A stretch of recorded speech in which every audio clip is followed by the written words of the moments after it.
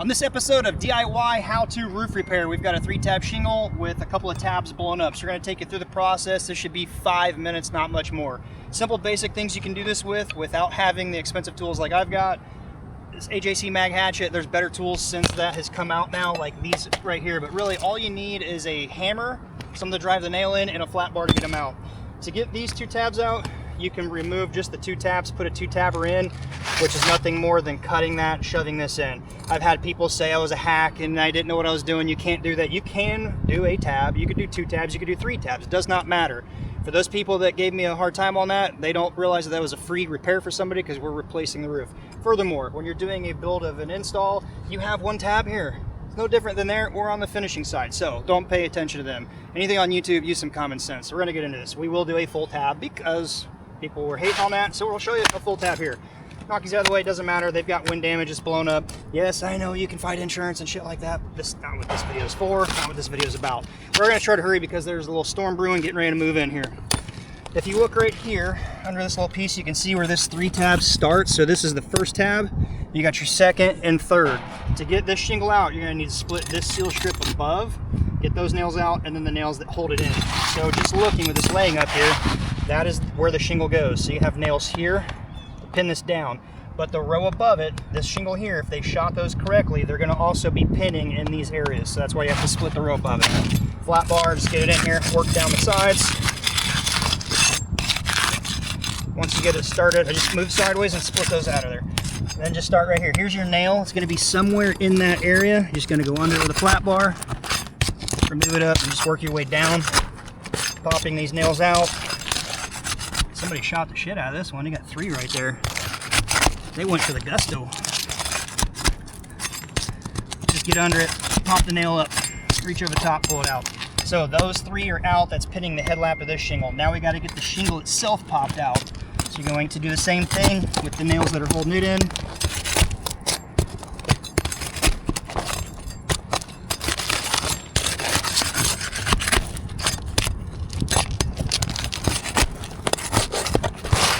Here's the shingle.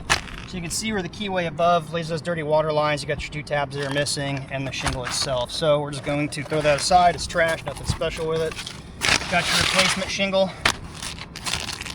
If you were going to do this with a regular hammer and hatchet or a hammer and nails, you're just going to put your nails in on the side near your slits above this, because the tab above it needs to cover those nails. Your keyway slit right here, water gets in this. You don't want your nails in that area. I'm going to re-tack this down just to be safe. Show you it's pretty simple to do. Those nails could be possibly compromised. You can do it that way with a hammer and nail, or if you do this for a living, you're going to want to get some sort of nailer. The Milwaukee M18 is badass, hands down, but this one is great for repair work. So we're going to turn it on, already is on, and I shot that off. This has not been moved. We're just going to lift up right here, shoot that off, shove your replacement shingle in.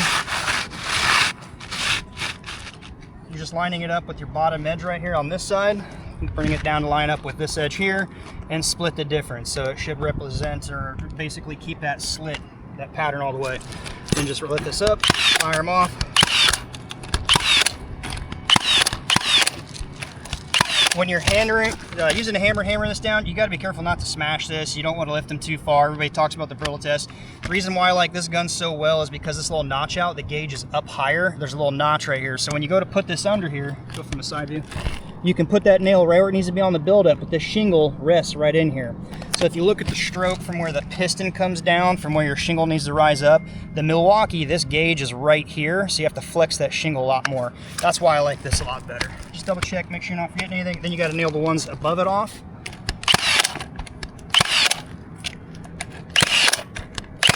I always, when I'm doing repair work, double nail these. So instead of just one, you're going to double nail on each side. That's compromised. We didn't get into there. These are all still sealed off. So this repair is almost done. The last thing to do is take a sealer, something that is approved for these. Because these 3 tab here, pull that extra shingle over real quick. Most dimensional shingles now, the seal strip is going to be a bottom seal on the bottom, so they would stick. This, on this case, most 3-tab are on the top seal, so where this new one went down, nothing's going to stick. That old seal strip is never going to activate. This will, on a sunny day, heat up and seal down. These will never seal because they've been split. So just use an approved sealer. I like to use this GEOCEL 4500. I just put a couple of dabs.